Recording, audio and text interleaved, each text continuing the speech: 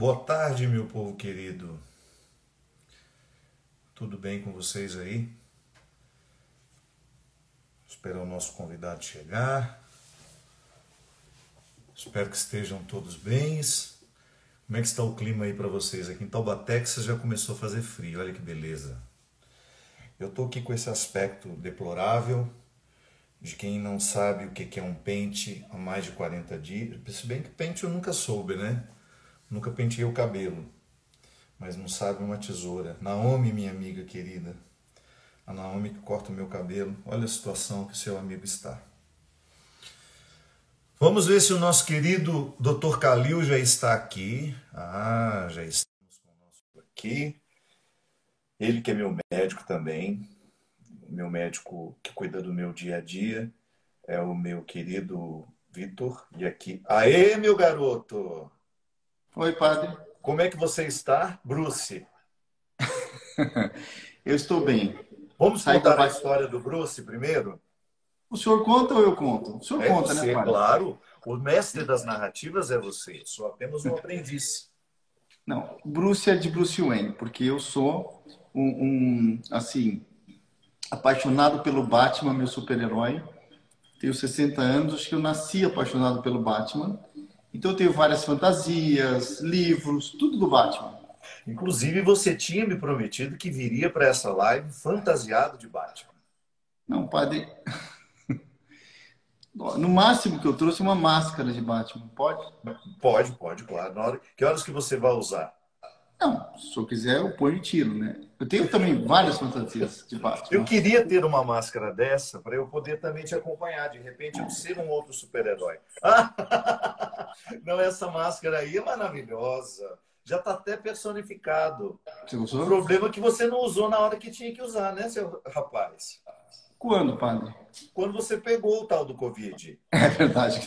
É Eu lhe verdade. mandava, eu lhe mandava recados, a Bia Aidar, que é a nossa amiga em comum. Eu perguntava, Calil está se cuidando? Ela falou, tá lá, padre, no meio daquela confusão toda, se cuida, mas às vezes é meio relapso. É. Mas, meu amigo, que prazer enorme conversar com Muito. você Eu que aqui. tenho o grande prazer, uma honra estar com o senhor, padre. Eu estava contando aqui que eu tenho o Vitor que me acompanha já há alguns anos, médico, que cuida da minha saúde como um todo, e você é aquele que é o maestro de tudo. Toda vez que eu vou para o meu check-up, eu tenho o prazer de ter o seu olhar atento em todas as dimensões da minha saúde. Muito Eu que obrigado agradeço o mesmo. senhor. Eu Uma honra. gostaria que todos tivessem a honra e o prazer de lhe ter um dia como médico. Pena que é tão difícil. É tão Obrigado, difícil padre. nesse nosso país a pessoa né, ter o acesso a uma medicina, a um profissional qualificado, mas eu agradeço muito a Deus por ter me dado a oportunidade de ter cruzado você no meu caminho no momento que eu tanto precisei. Muito obrigado. Obrigado, senhor. Me fala uma coisa, eu sei que você já está cansado de falar disso, mas eu acho que é um ponto muito importante para nós aqui, sobretudo para o meu público que talvez não tenha acompanhado os seus depoimentos em outros lugares. Como é que foi passar de médico a paciente do Covid-19? Não, veja, foi um susto, né? Porque, como o senhor sabe, procuro trabalhar 24 horas, sempre nas UTIs, com pacientes, desde um simples check-up até pacientes muito graves. E, de repente, eu me vi, num fim de semana, me sentindo um pouco mal. Não achei que eu teria o Covid, porque eu tinha cuidado de tantos pacientes com Covid, que na minha cabeça de leigo, né, e de meio, sei lá, meio tonho, né, tosco, ou não muito esperto, achava que eu já estava imunizado. E não estava. Né? Então eu comecei, num fim de semana, a me sentir meio estranho. E aí eu falei, na segunda-feira cedo, eu vim para o hospital, muito estranho. Não estava com falta de ar, com nada, mas algo não estava muito legal. E aí liguei para a doutora Márcia, que é minha assistente.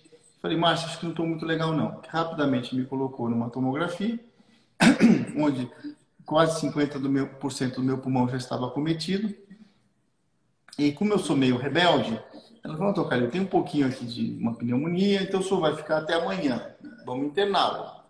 Eu falei, só até amanhã. Aí fui para um quarto, de repente aquele silêncio, e em horas eu estava numa semi-intensiva. Quer dizer, meu estado era bem mais grave do que eu poderia imaginar. Aí entra aquele monte de médico no quarto, e aí a posição de paciente, você fica completamente indefeso, né? Que nós não somos nada, né, padre? Então, esse negócio... E aí eu me senti nada.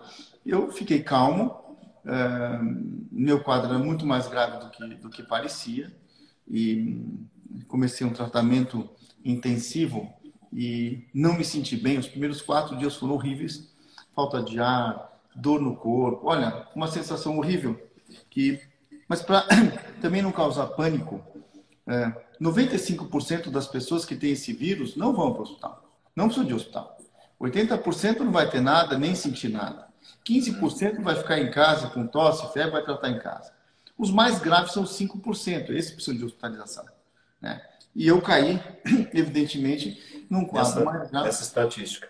E passei muito mal nos primeiros 4 dias, a ponto, olha, eu não tive medo de morrer, eu não tive medo de ir para a UTI ser entubado, porque foi a colocação, que em horas eu estaria entubado numa UTI, mas é medo que eu não queria mais sofrer.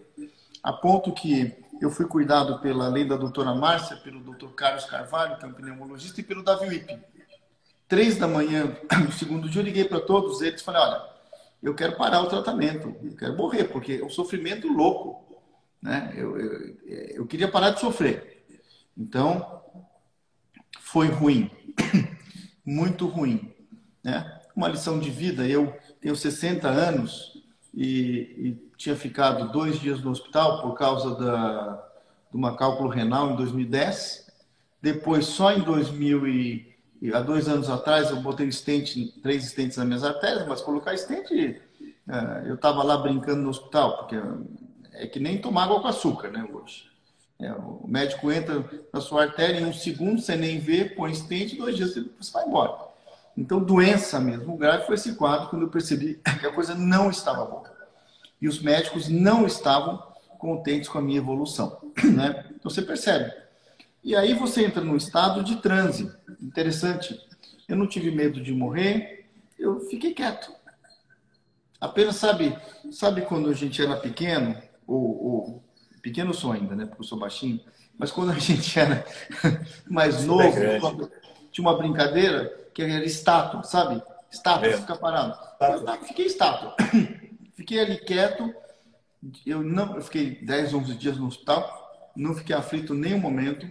Aflição um pouco, alguns dias sim, mas por causa do quadro clínico. Mas eu fiquei ali, quieto, sabe, pensando na vida, e passa 1000 coisas na sua cabeça, né? Porque quando você está ali com uma chance de não sair do hospital, você repensa muita coisa. Não digo para o senhor, padre, que eu saí diferente, né? Porque eu sou mesmo um rebelde andando para lá e para cá. Mas no inconsciente a gente muda sim, né? Muita coisa que a gente dava importância. Deixa eu ver. Eu estava pensando hoje o que falar para o senhor em relação a isso, dar um exemplo. Antes de eu ficar doente, alguns 2 meses atrás, eu fui no oftalmologista. E ele falou para mim, olha, você tem uma inflamação aí nas pálpebras e você está perdendo todos os cílios. Eu lembrei disso hoje cedo. Nossa, minha preocupação maior em fevereiro era perder os cílios caindo. Pelo amor. E eu fiquei super preocupado. Liguei para os meus amigos especialistas. O que eu faço para não ficar sem cílio? Meu Deus do céu. Depois que você passa por isso, que cílio caindo. Pode arrancar minha pálpebra que tá bom. Então a gente muda assim, padre. Quem falar que não muda.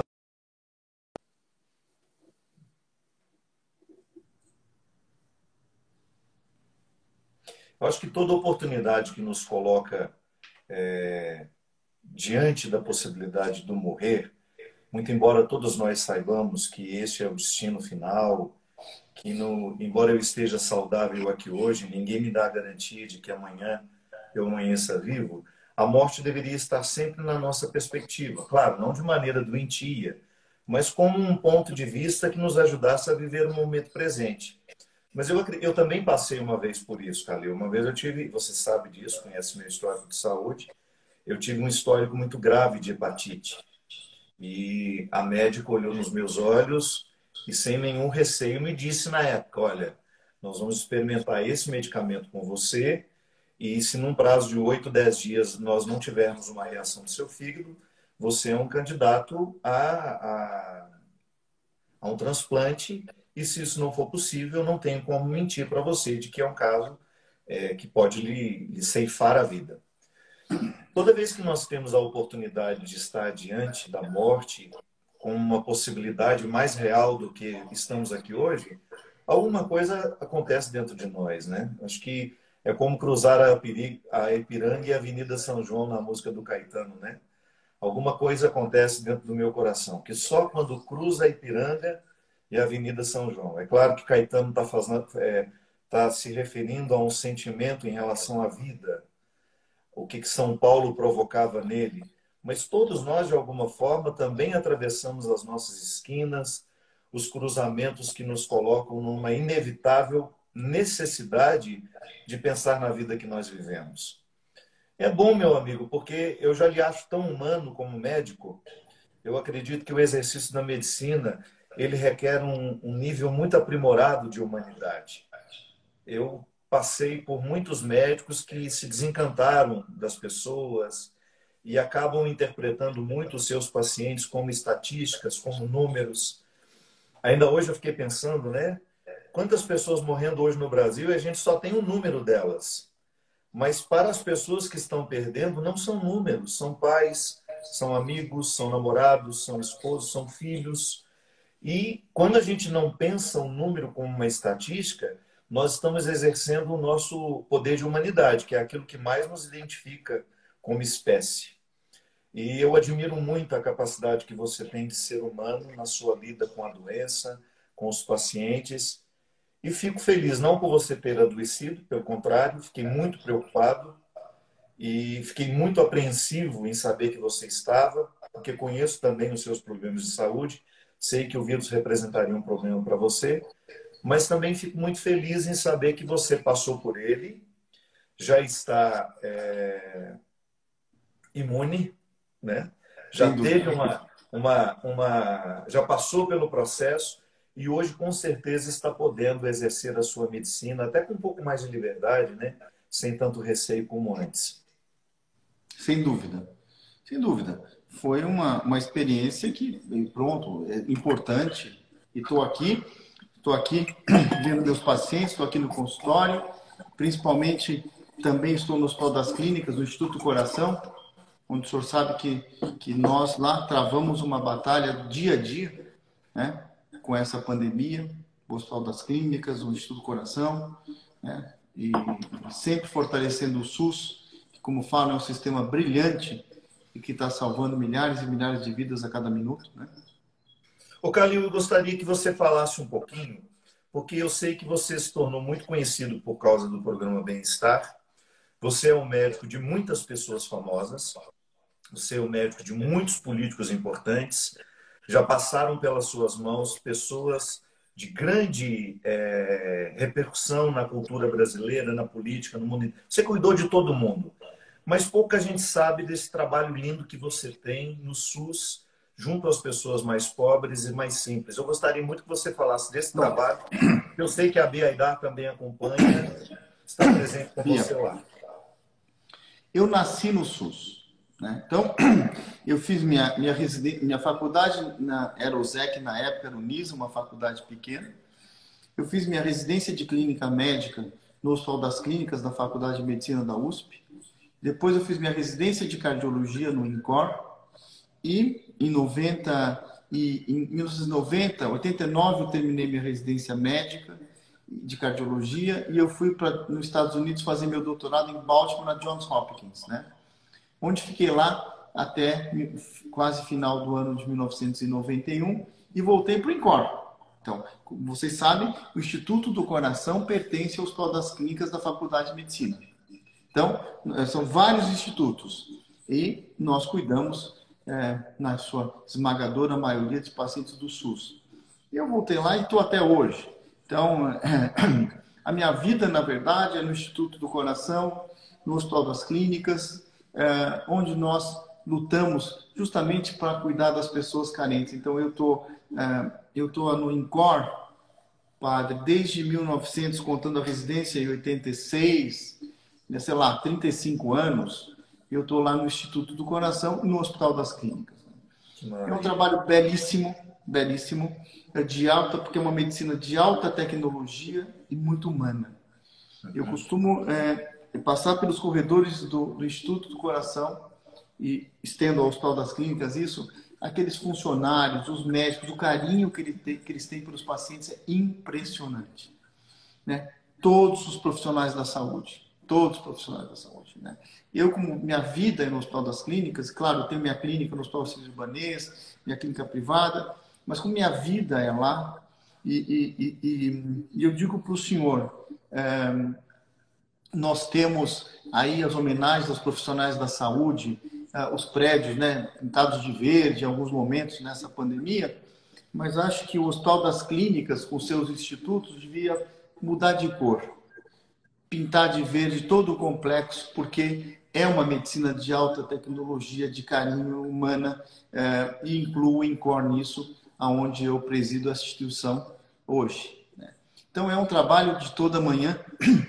E, evidentemente, eu passei grandes décadas da minha vida na linha de frente, nas UTIs. Eu trabalhei sempre numa UTI do INCOR, né? A vida inteira. Eu sou oriundo de UTI, uma coisa chamada unidade coronária, que cuidava de infartados, toda a minha vida. Até que, em 2011 teve o concurso para professor titular catedrático e eu ganhei esse concurso. E aí, obviamente, assumi cargos mais altos de direção, onde tem muita coisa administrativa, muita coisa de ciência, de pesquisa, mas continuo na linha de frente. Para o senhor ter uma ideia, nós fizemos um projeto, que eu falo, o Hospital das Clínicas, o Instituto Central tem 900 leitos, né? Então, para enfrentar esse coronavírus, todos os institutos de ortopedia, de psiquiatria e o Instituto do Coração, nós recebemos pacientes não cardiológicos, por exemplo, o INCOR também é o Instituto do Coração e do Pulmão, que a pneumologia também está ali, para receber os pacientes reumatológicos, nefrológicos, cirurgia de barriga, os águias, quando pousam com politrauma, hoje param no pronto-socorro do INCOR. Para quê? Para deixar 900 leitos só para tratar Covid. O Instituto Covid e o Hospital das Clínicas, com mais de 200, hoje 200 e aumentando, vai chegar a 300 leitos de UTI para dar suporte para esses pacientes mais graves. São UTIs de alta tecnologia, com pessoas extremamente preparadas, tanto é que tem cardiologistas no Instituto Central hoje. Nós montamos uma UTI de cardiologia lá, acoplada justamente para tratar os pacientes com Covid e problemas no coração. Um trabalho muito brilhante, um trabalho que o Hospital das Clínicas faz, veja, que não tem igual no mundo. Esse planejamento foi desde janeiro. O Hospital das Clínicas tem um comitê de crise que pensou nisso, vem pensando desde janeiro, ninguém ficou parado. Então, quando chegou o coronavírus no Brasil, de uma maneira ou de outra, estávamos preparados para recebê-lo. E esse trabalho eu faço, a minha vida é ali. Eu costumo dizer que ali é minha vida, atendendo, fazendo pesquisa, naquele complexo, né? Calil, um dos motivos que eu tive para querer essa conversa com você... Aliás, o dia que eu tiver que partir para outra vida, porque toda a minha família morre de infarto, né? Eu também espero morrer um dia de infarto. E andando pelos corredores do INCOR ali, puf. Você quer que seja lá? Quero andando assim. Vou rezar nessa intenção, então. Obrigado, padre. Deixa eu te falar uma coisa. Eu sei que você tem uma visão muito esperançosa. Eu sei que você não está com essa visão fatalista da doença que algumas pessoas têm. Eu acho que isso tem feito muita diferença numa conscientização que é responsável, mas ao mesmo tempo não gerando pânico nas pessoas. Você acha que hoje as pessoas estão suficientemente informadas sobre a gravidade da situação e, ao mesmo tempo, equilibrando tudo isso com as boas notícias que nós podemos dar também sobre as pessoas que estão sendo curadas, sobre as muitas pessoas que saem do quadro grave, como você saiu? Ou você acha que nós estamos muito focados nos números negativos? Olha, infelizmente estamos muito focados nos números negativos. Isso não pode ser assim. Claro que estamos diante de um quadro gravíssimo, uma pandemia que pegou o mundo inteiro e atingiu o Brasil de cheio. O Brasil é um país heterogêneo, então tem regiões que estão mais tranquilas, outras não, né? Como no caso de São Paulo, por exemplo, uma situação mais crítica, e outras regiões. Na cidade de São Paulo, ainda hoje, a incidência é muito alta, está aumentando. Agora, nós temos, primeiro, isso é uma viremia que passa, vai passar. Segundo, acredito que no segundo semestre, no máximo no ano que vem, teremos a vacina. Tendo a vacina, o coronavírus foi página virada. Um pesadelo que nós acordamos. Foi embora. Foi embora. Agora, 80% das pessoas não vão ter nada, nem vão saber que tem. 15% vão tratar em casa. Os 5% ficam graves. Então, obviamente, essa superlotação de UTIs, e o Brasil tem bastante falta leito de UTI, mas até um dos países que tem uma estrutura de UTI bastante boa no geral, são os pacientes mais graves. Doutor, eu vi uma pergunta aqui importante, eu posso já incluir aqui? Claro. A Rosângela acabou de perguntar se é verdade que os pacientes ficam com algumas perdas definitivas no pulmão. Não, então isso é uma coisa. Não, foram feitos, saiu recentemente publicado os primeiros 3 meses aí dos pacientes em Wuhan. Alguns pacientes que tiveram comprometimento pulmonar podem sim ficar com algum grau de sequela 3 meses depois. Dependendo muito, isso varia muito do grau de comprometimento do pulmão.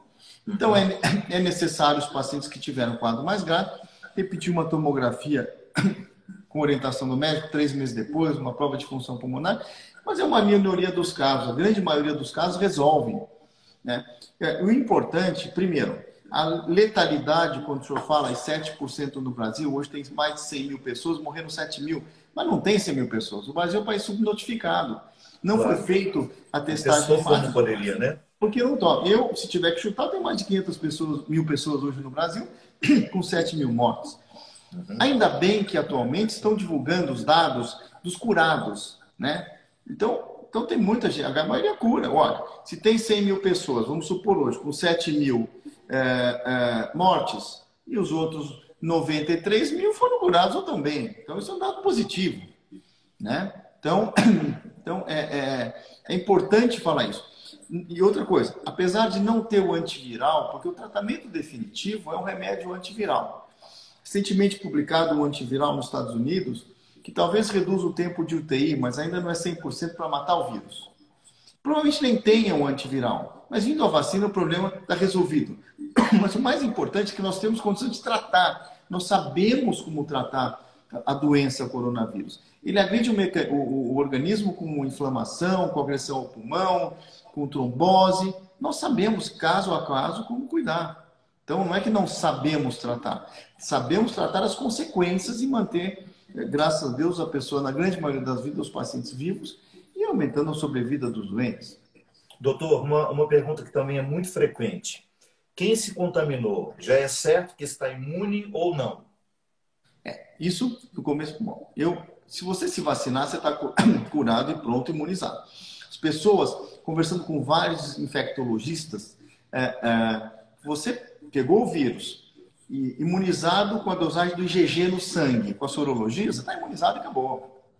Agora, mas existem casos das pessoas que tiveram a doença e não tiveram a imunidade depois? Pode até acontecer, mas são casos mais raros. São casos mais raros. Isso, de novo, eu sou cardiologista clínico, eu não sou infectologista nem imunologista, mas conversando com o Dr. Davi Wippe, por exemplo, que eu tenho contato direto com o Dr. Esper Calas, que coordena o comitê, um dos coordenadores do Comitê de Crise do Hospital das Clínicas, você imunizou, tem IgG positivo, acabou, está imunizado. Então esse pânico também tem que acabar. Pegou uma vez, acabou. Vão ter casos que, obviamente, a pessoa não é imunizada. É a mesma coisa se tomar uma vacina para hepatite, por exemplo, e fazer a sorologia meses depois. Algumas pessoas têm que repetir a vacina, mas são casos mais raros. Então, de novo, o vírus vai embora. vai embora. Nós vamos ter um mundo. Depois eu não sou tão radical, ó, o mundo antes do coronavírus e o mundo depois do coronavírus. Então, veja, alguns hábitos, já aproveitando, vão mudar para melhor. Nós vamos lavar mais a mão. Quando você estiver resfriado ou eu resfriar, a gente vai usar máscara. No Japão é assim. Então, a Eles já população vivem vai assim há estar. um bom tempo, né? A população vai estar mais educada em relação a isso. A população, nós, eu, vou estar mais educado em relação a isso. E principalmente, aproveitando o gancho, o Sistema Único de Saúde, o SUS, vai sair fortalecido. Porque antes dessa pandemia, você fala em SUS, SUS, não, SUS é brilhante, com profissionais dando a vida pelos pacientes. Tanto os governantes como a população vai dar muito mais valor ao Sistema Único de Saúde, que trata mais de 100 milhões de pessoas. Isso é fantástico, né? É Então, tão bom é o escutar o lado senhor bom falar. é o lado bom da pandemia. E as pessoas talvez mudem um pouco a cultura, mas o mundo continua, a vida continua. Se Deus quiser, daqui 1, 2 meses e pronto, depois da vacina, tchau, coronavírus. Doutor Calil, a gente tem um prazer enorme de ouvir o senhor falar assim, de maneira tão positiva do SUS, porque além de ser um grande médico que circula nos maiores hospitais e mais equipados hospitais do país, você também frequenta os lugares do SUS. E é muito bom porque nós brasileiros temos uma mania muito feia de subestimar o que é nosso, né? Nós falamos do SUS com uma facilidade, falamos mal do SUS e às vezes nunca precisamos passar por um atendimento do SUS para saber como verdadeiramente é. Existem limites no sistema? Claro. Nenhum sistema é infalível, nenhum sistema é perfeito, mas nós não podemos nos esquecer que em muitos lugares do Brasil o bom atendimento é justamente o do SUS. A Como, maioria. como em São Paulo eu conheço bem, na época que eu era seminarista, que eu ainda não tinha recursos para me tratar onde eu escolhesse tratar, eu frequentei muito o Hospital Santa Marcelina. E que trabalho lindo aquelas irmãs fazem, junto a uma equipe médica extremamente competente. Irmãs doutoras, verdadeiramente doutoras, dedicando a sua vida e fazendo aquele hospital ser um grande centro de atendimento para toda. É Zona Oeste, não é isso? Zona Oeste de Oi? São Paulo? Oi? Santa Marcelina é Zona Oeste? E agora você me pegou, padre. Ali, a região do Tatuapé, aquela região É. ali. Enfim, um trabalho lindo e que é bom a gente ter esse contato com alguém que conhece de fato como que o sistema atende e como que o sistema funciona. Algumas pessoas dizendo que você é um médico fofo, eu acho importante citar, para te deixar ainda mais curado. Algumas pessoas perguntando se essa tosse que você está é uma consequência do Covid e até quando você fica com essa tosse, se existe já enfim, um conhecimento desses efeitos colaterais que ficam. Não, é o fluxo que eu tenho, né? Eu tenho um pouco de refluxo, na verdade, e eu tenho rinite alérgica. Então, eu sou um homem foca, sabe? O Eu que é fico um nem uma homem foca foca? fungando. Quem me conhece, eu fungo sempre. É claro que depois de uma infecção pulmonar dessa, você exacerba. Mas esse sintoma é muito mais refluxo e alergia do que propriamente uma sequela do Covid. Que algumas pessoas, pode ser parte disso, ficam tossindo alguns meses até. Depois, mais por mudança do epitélio dessa região, né? Alguém perguntando aqui se as drogas da quimioterapia funcionam para o Covid. Não, não tem nenhuma evidência. O que tem alguns trabalhos primeiro o tratamento do Covid depende muito do paciente. Então nós temos, falando, anticoagulantes, os corticoides, os antibióticos, oxigenoterapia, transfusão de plasma, os imunomoduladores que aumentam a imunidade, a hidroxicloroquina. Então temos uma gama de remédios, até remédios no começo foram testados para remédios que são usados no HIV contra o AIDS, também foram testados. Nenhum com uma evidência muito forte no caso desses remédios. Porém, cada caso é um caso. O paciente internado, pela tomografia, pelos exames de sangue, você consegue saber se ele vai ter mais tendência a trombose, isso ou aquilo, e você tem essa gama de tratamentos, né? Mas os quimioterápicos, por enquanto, não tem nenhuma evidência de nenhum quimioterápico para tratar o Covid. Doutor, me fala uma coisa. O senhor tem um palpite de onde virá mais rapidamente a vacina? Não, tem Quais são várias. as Bom, quais são as fontes de pesquisa diferentes? não. Tem centenas de laboratórios hoje atrás da vacina, laboratórios seríssimos, tanto da vacina como dos antivirais. Tanto é que, recentemente, está para ser publicado essa semana ou outra, um antiviral por uma firma americana, que até o presidente Trump foi lá, anunciou e tal, que realmente tem um efeito de redução de tempo de UTI dos pacientes. Mas os antivirais provavelmente vão sair também, mas já tem vários laboratórios produzindo, testando vacina em humanos já. Então, com a inteligência artificial, teoricamente uma vacina ficaria para o ano que vem, vamos supor, 2021, mas não. Eu acredito, eu sou sempre otimista, nós temos que ser otimistas, que no segundo semestre nós teremos sim vacina. E aí, como disse, vacina, página virada do Covid, relativamente página virada, né? A vacina vai, de fato, nos ajudar a... É que nem, padre, a vacina para o HIV, para a influenza, que as pessoas têm que se vacinar. E as pessoas não se vacinam. Impressionante. Então, qual é o aprendizado? Elas vão se educar mais, nós vamos nos educar mais, nós vamos nos vacinar anualmente, todas as vacinas, e com a coronavírus que deve sair, sei lá, no máximo ano que vem.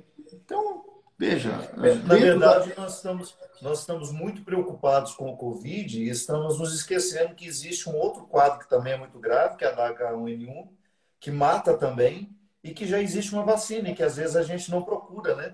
Sem dúvida. Mas o senhor me deu uma brecha para falar de outra coisa importante. As pessoas estão muito preocupadas com o coronavírus e não estão preocupadas com a sua saúde. Então está acontecendo um pânico e as pessoas não estão indo ao médico, não estão indo no pronto-socorro quando passa mal, estão morrendo em casa. Pronto-socorro do Encore em março, para o senhor ter uma ideia, recebeu 50% a menos de infarto do que em 2019. Onde estão os infartos? Morrendo em casa. Quantas pessoas passam mal, deixam de fazer seus exames de rotina, para pessoas doentes, com vários problemas, pacientes que deixam de fazer quimioterapia por medo do coronavírus. Olha, tem que se cuidar mesmo, é uma pandemia, tem que fazer isolamento, mas calma, o coronavírus não é uma assombração que vai sair na rua e pegar todo mundo.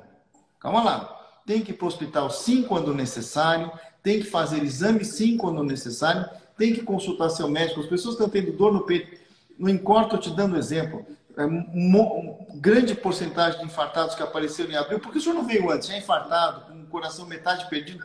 Ah, porque eu fiquei com medo do vírus. Sei. O senhor não pegou nada do vírus e agora está sem coração. Quer dizer, ou com o coração debilitado. Isso é muito importante. As pessoas elas têm que continuar o tratamento médico, meu Deus do céu.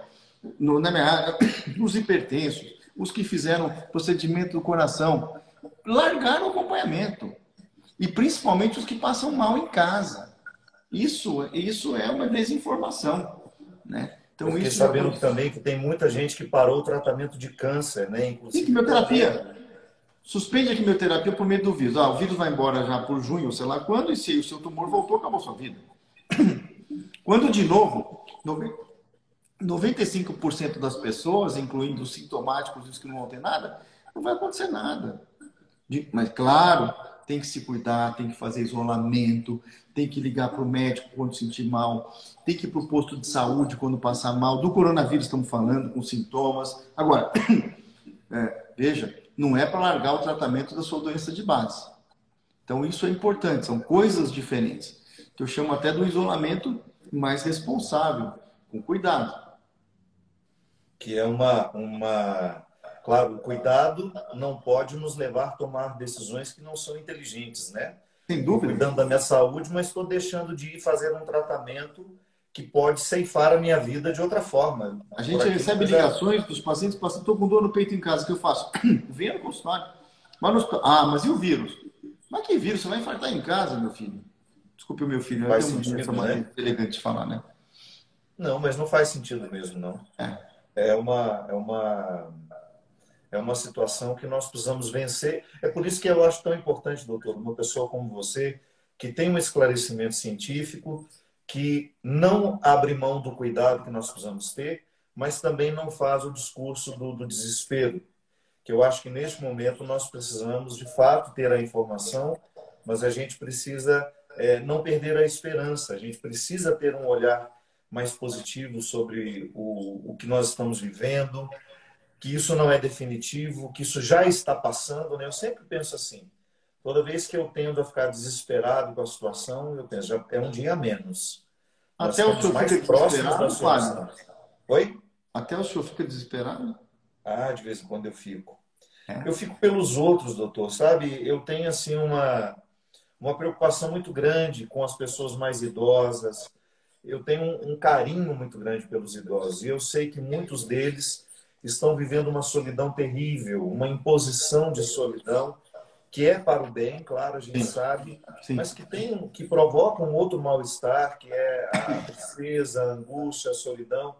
Então, eu não vejo a hora que tudo isso passe para que esses idosos voltem a ter o direito de estar com as pessoas que amam. Então, eu fico assim um pouco ansioso muito mais pelos outros, porque eu estou vivendo com muita tranquilidade a minha quarentena, está me fazendo bem esse tempo de reclusão.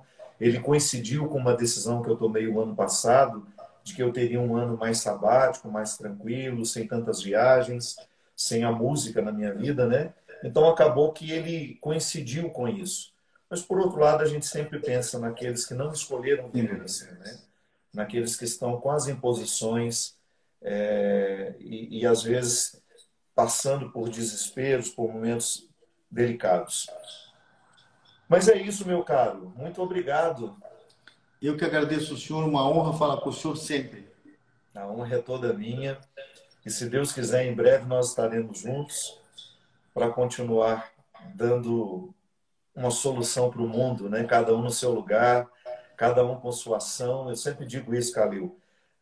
A solução para o mundo está aqui nas minhas mãos, é naquele mundo que me pertence.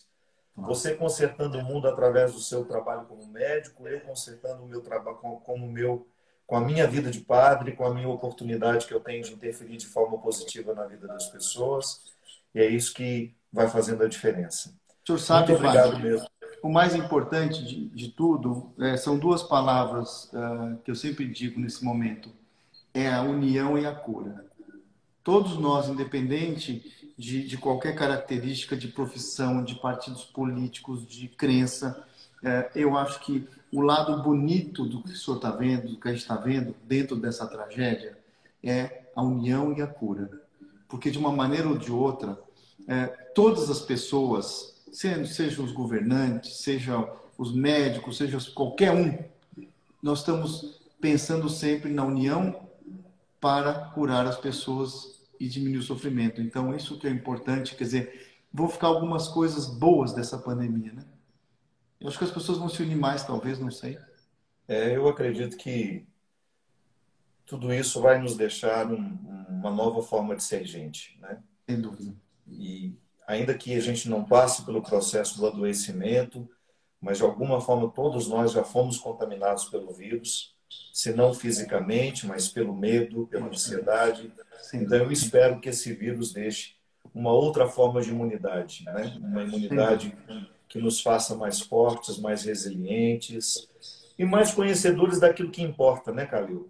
Sem dúvida. Você mesmo deu o exemplo no início que em fevereiro você estava preocupado com os cílios Sem dúvida. e de Imagina. repente a vida lhe deu uma reviravolta, lhe fez ver que os É. cílios não são nada perto de tudo que você Sem precisa. dúvida nenhuma. Sem dúvida. Obrigado, meu amigo. Padre, fica com Deus. Muito obrigado pela oportunidade.